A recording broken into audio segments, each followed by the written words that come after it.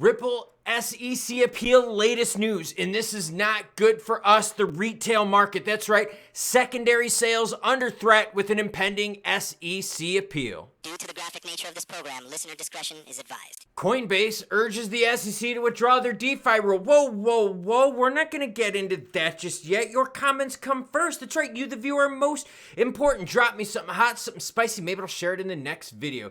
Need a trail, bosses? Klaus, you're the only fucking YouTuber that understands how the world economy affects crypto. Thank you for the realistic outlook.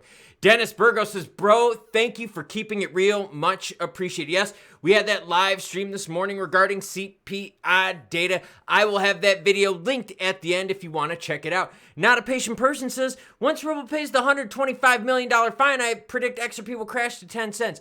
The only way XRP would crash is if Ripple appeals programmatic sales, which would affect secondary markets. That's people like you and I. We're going to get into it. Don't worry. But like I said, your comments come first.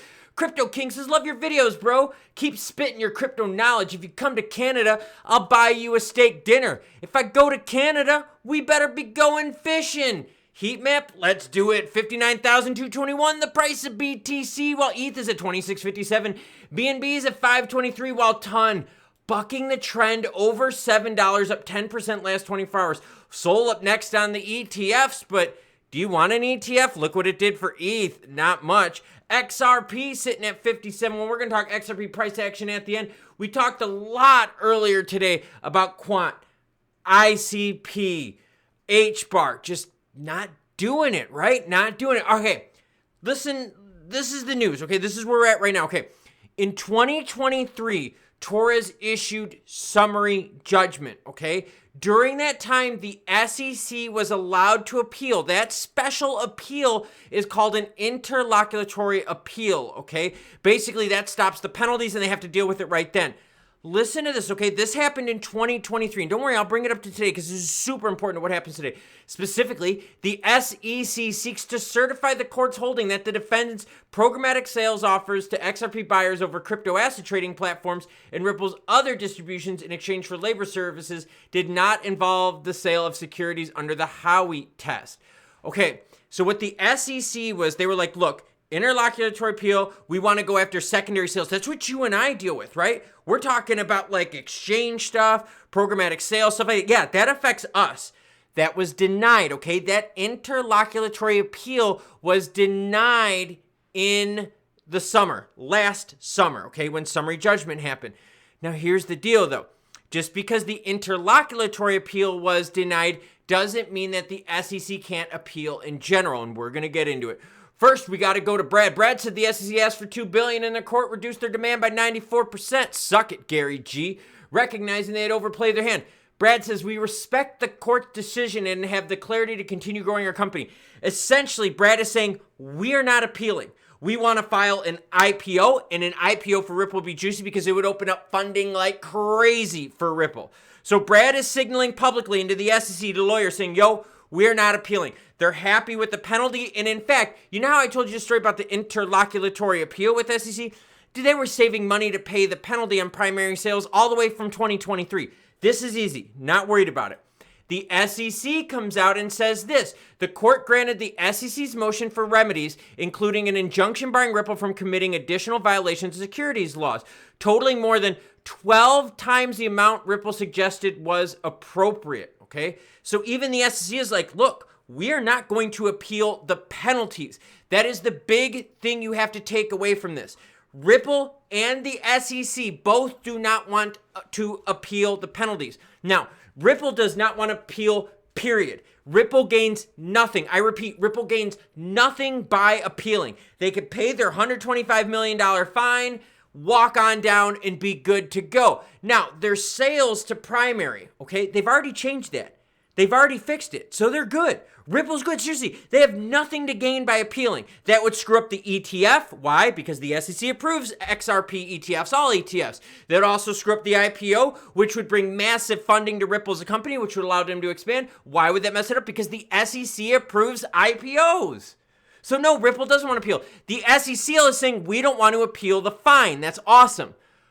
But the SEC can still appeal programmatic sales and sales that affect us, right? To exchanges. That's not good. Now, my personal belief is this, okay? And everything you're seeing on the screen, as always, will be linked in the description below.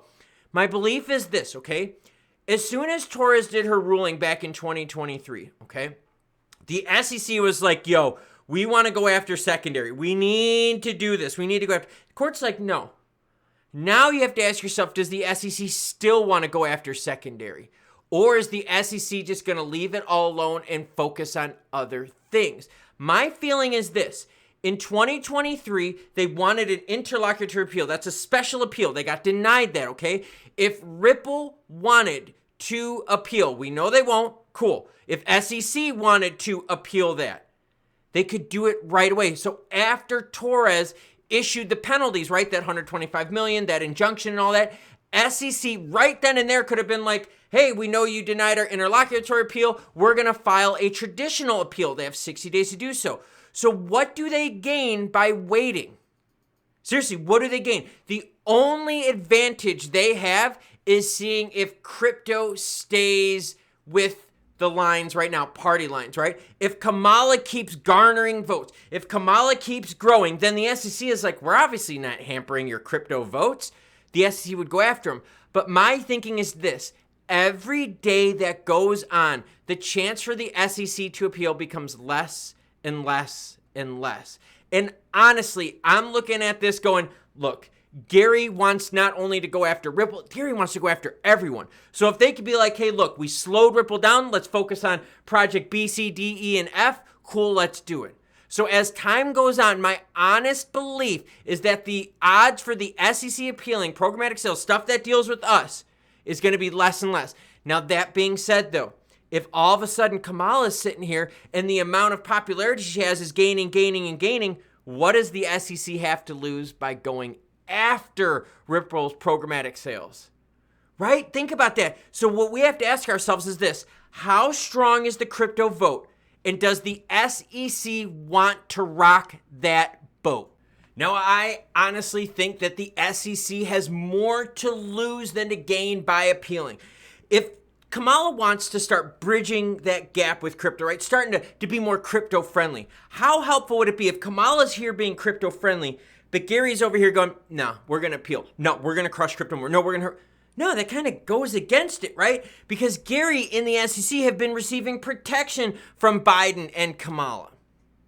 Now, what if all of a sudden Kamala's looking at this going, yo, we need to get these crypto votes? You don't think maybe she would tell Gary, hey, Gary, you need to shut the fuck up over there, my guy. We want to win this election, so don't go after crypto like that. Honestly, I believe that every day that goes by is a day that we get closer to no appeal. I honestly believe that the SEC has just been doing what the SEC wants to do, and I feel like they're going to get protection from Harris. But I also feel as if the SEC wants to go over more than just Ripple, and they don't want to deploy so many resources to just one thing. They got their penalty from Ripple, which was way higher than what Ripple was hoping for. I shared that in the previous segment. Thank you, Eleanor. But the SEC right now is kind of stuck.